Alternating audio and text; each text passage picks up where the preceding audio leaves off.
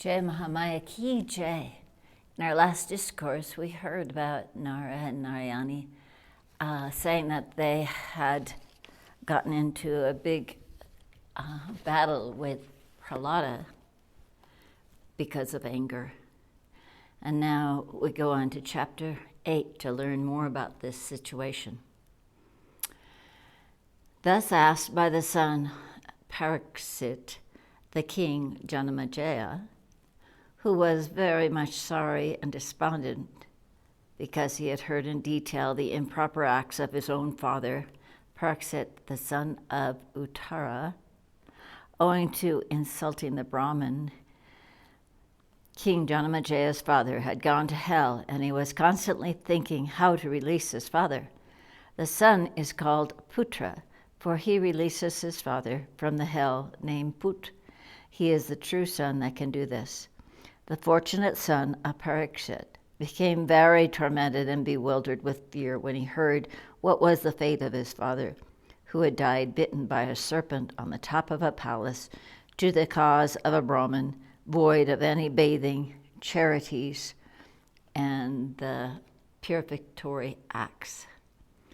When Vyasa returned home, Janamejaya asked him the whole course of events of Nara and Narayana.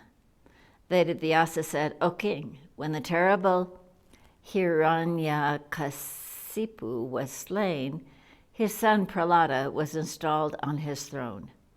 During the government of Pralada, the chief of the Dyatas, the worshipper of the Brahmins and Devas, the kings on earth began with faith to do many sacrifices for the satisfaction of the Devas. The people were engaged in their tapyas and in frequenting the places of pilgrimage and other good works. The incarnation of Vishnu as Narsingha, the man-lion, made Pralada the king of the Dyatas in Patala, the nether regions, and Pralada engaged there, spent his time in the preservation and welfare of his subjects.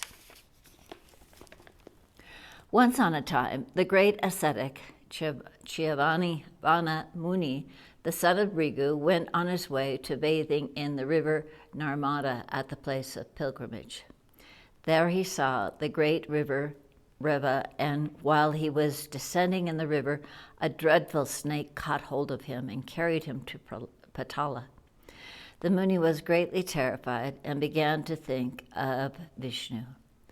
On remembering the lotus-eyed Vishnu, the serpent lost his poison, and Vana Muni did not find any trouble, though he was carried to Patala, the nether regions. Then the serpent, coming to know the power of the Muni, left him for fear that the Muni might curse him. The snake afterwards repented very much. Vana Muni, the best of the Munis, worshipped by the daughters of the serpents, roamed there and entered once into the beautiful palace of the Nagas and the Danavas.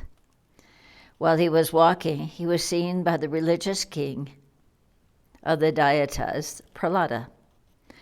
The lord of the Dyatas, on seeing him, worshipped him and inquired of him the cause of his coming there. "Are you sent here by Indra?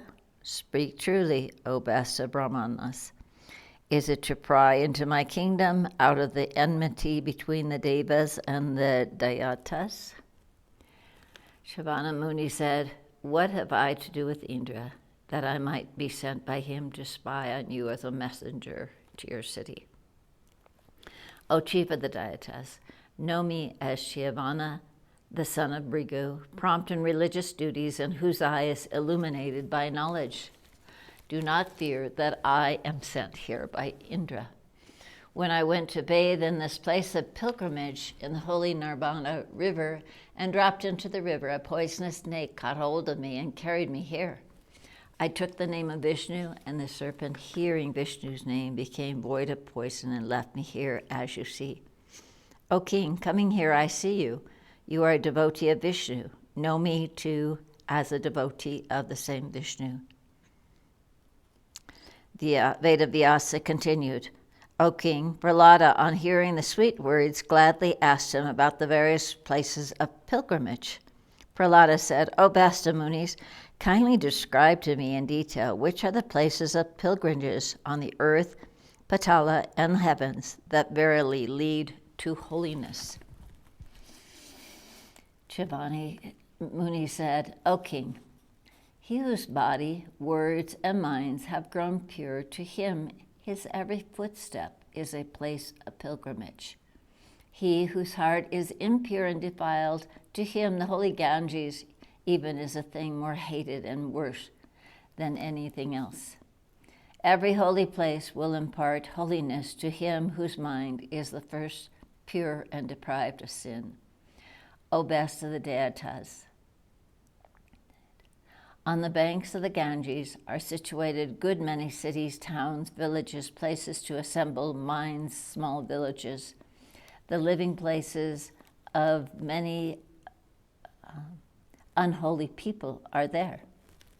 The inhabitants of the above places drink at their will the holy Ganges river, equivalent to Brahma, and bathe therein and do their holy work. O king, there's not even a single soul becomes pure.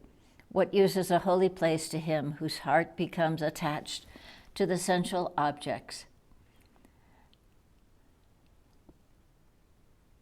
and who can therefore be called the lost souls? Know, O king, the mind as the principal factor in any religious act or in any holy place. He who wants purity, let him first make his own mind pure. The residents in any holy place deceive others and thus incur great sins.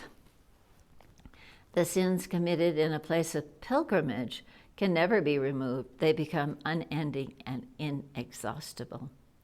As the fruit, Indravaruna, is never sweet, though fully ripe, so whose heart is defiled, he can never be pure, though he bathes hundreds and thousands of times in the sacred water. He who wants welfare of his own and others, he should first make his mind pure. When his mind becomes pure, then the purity of material things and the purity of conduct can have an effect. Then and then only resorting to places of pilgrimages becomes effective. Always avoid company with unholy persons and holy places. It is far better to show one's goodwill and compassion to all the souls by one's intellect and by one's good acts. You have asked me about the holy places of pilgrimages. I will now tell you those that are the best.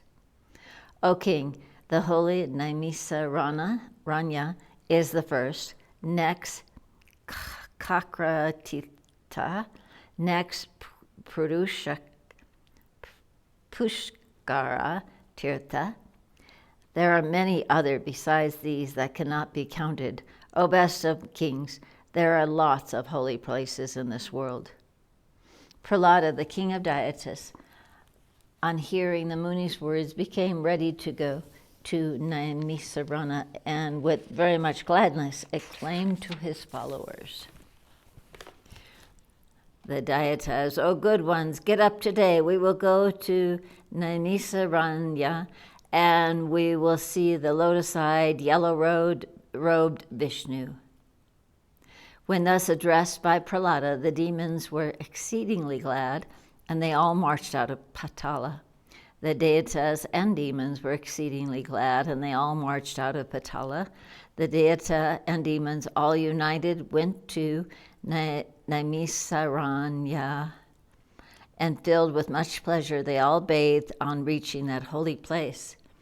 There, accompanied by the Deitas, Pralada roamed about the sacred places and saw the holy Saraswati river and her pure, clean water. The high-souled Pralada bathed in the Saraswati river, and his mind was satisfied. The king of the Deitas was very much pleased that he performed ablutions and charities according to due rites in that most auspicious sacred place of pilgrimage. Here ends the 8th chapter in the 4th book of the Srimad Devi Bhagavatam, the Mahapurana of 18,000 verses by Maharishi Vedavyasa on going to the tirthas. Jai Mahamaya ki jai, Vishveshwari Mata ki jai, Bole Baba ki jai.